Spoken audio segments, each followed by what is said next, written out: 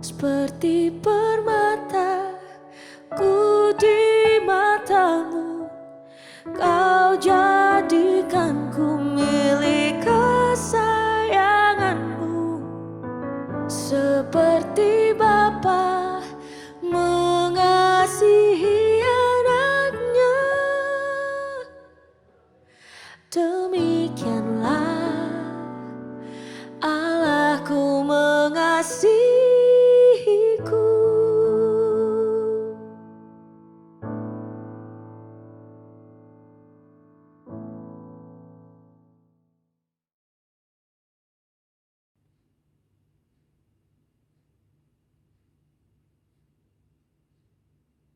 Haleluya, puji Tuhan, saudaraku yang kasih dalam Tuhan Yesus Kristus.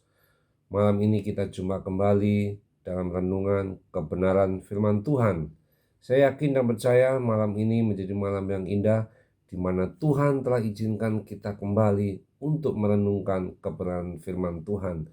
Sebelum kita masuk dalam renungan, mari kita tundukkan kepala. Bapa kami yang ada di dalam kerajaan surga, terima kasih Tuhan Yesus buat kasih setiamu. Malam ini Tuhan izinkan kami kembali untuk mendengarkan kebenaran firman-Mu. Kami yakin dan percaya Tuhan, firman-Mu menjadi pelita di dalam kehidupan kami dan memberikan kekuatan di dalam pengiringan kami kepada Engkau. Dimanapun saudara kami saat ini berada Tuhan, Engkau yang akan senantiasa menuntun dalam setiap langkah kehidupan, dan nama Tuhan tetap dipuji dan dipermuliakan. Dalam nama Yesus, haleluya, amin. Puji Tuhan, saudaraku yang kasih dalam Tuhan Yesus Kristus. Malam hari ini saya kasih tema judul yaitu mengikuti jejak Kristus.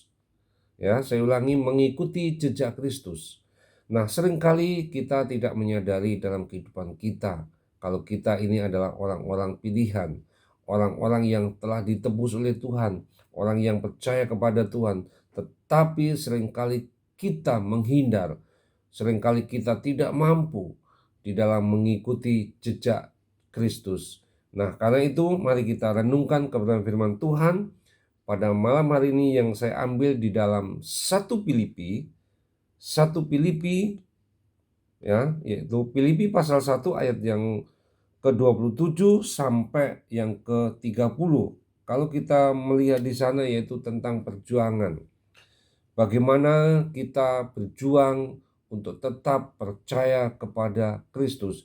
Ya, sudah saudara ketemu dan saya akan bacakan di dalam Filipi pasal 1 ayat 27 sampai 30 dikatakan demikian. Nasihat supaya tetap berjuang.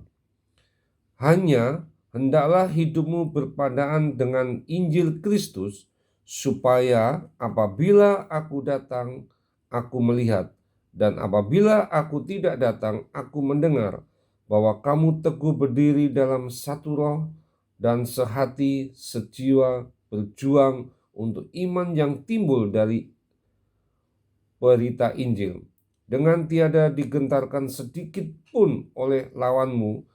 Bagi mereka semuanya itu adalah tanda kebinasaan, tetapi bagi kamu tanda keselamatan, dan itu datangnya dari Allah.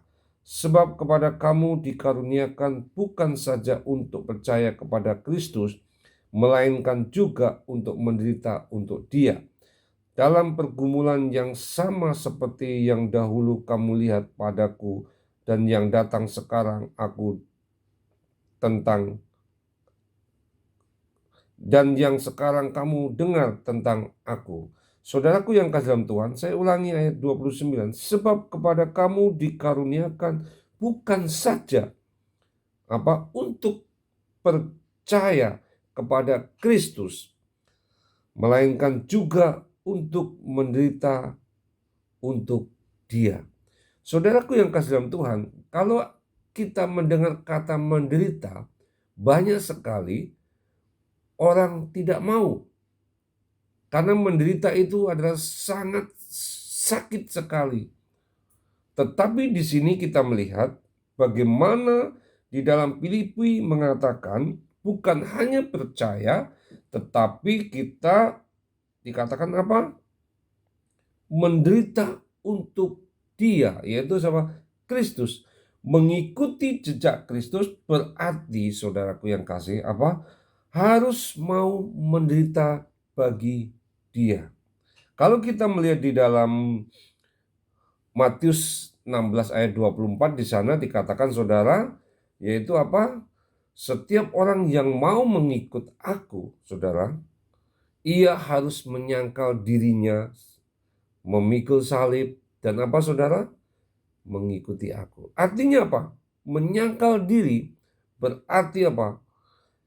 Kita menyadari apa yang ada di dalam kehidupan kita, menyadari apa, saudara, sadar untuk memutuskan untuk melakukan hal-hal yang tidak berkenan kepada Tuhan. Itu namanya menyangkal. Karena menyangkal artinya melawan hal-hal yang tidak Tuhan inginkan di dalam kehidupan. Berarti apa? Kita berani berkata tidak, saudara, berkata tidak terhadap kenyamanan. Nah, kalau berkata nyaman ini banyak sekali orang tidak mau karena sudah nyaman. Kenyamanan apa, saudara? Katakan, dan keinginan daging yang apa? Seringkali menghalangi untuk hidup menurut kehendak Tuhan. Nah, ini saudaraku yang kasih dalam Tuhan. Orang yang menyadari atau statusnya sebagai ciptaan baru, saudaraku yang kasih, di dalam Kristus akan bertekad untuk meninggalkan atau menanggalkan manusia lama, ya, dan terus mengenakan manusia baru. Nah, di dalam 1 Petrus 4 ayat 1 dikatakan demikian, jadi saudaraku yang di sana, jadi karena Kristus telah menderita, saudaraku yang kasih dalam Tuhan, menderita badani, kamu pun harus juga mempersenjatai dirimu apa? Dengan pikiran yang demikian, karena barang siapa telah menderita penderitaan badani, ia telah berhenti berbuat dosa. Memang dalam kehidupan kita seringkali kita berusaha dengan kekuatan tenaga kita, saudara, kita selalu untuk tidak berbuat dosa. Namun banyak orang Kristen, saudaraku yang kasih, berusaha menghindar firman yang menyinggung tentang penyangkalan. Kalau menyinggung penyangkalan dirinya, ketaatan, pikul salib, ya saudara, ujian dan untuk membayar harga, banyak sekali orang-orang Kristen yang berusaha untuk menghindar. Tetapi saya yakin dan percaya malam ini menjadi malam yang indah, di mana Tuhan telah kembali mengingatkan kepada kita. Sebagai pengikut Kristus, kita tidak dapat menghindarkan diri dari penderitaan. Sebab apa? Selain itu, dikaruniai kita percaya juga, dikarunia menderita bagi Kristus. Seperti ayat yang ke-29 tadi apa katakan, kita bukan saja percaya, melainkan kita juga harus apa, saudara? Juga menderita untuk Kristus. Sebab itu, saudaraku yang kasih dalam Tuhan, mengapa penderitaan diizinkan oleh Tuhan? Penderitaan adalah satu cara di mana Tuhan yang dipakai Tuhan untuk menegur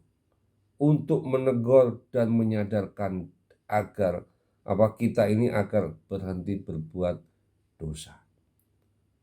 Tetapi saya yakin dan percaya Tuhan tidak akan membiarkan kita begitu saja, tetapi Tuhan memberikan kekuatan, jalan keluar supaya kita memperoleh kemenangan.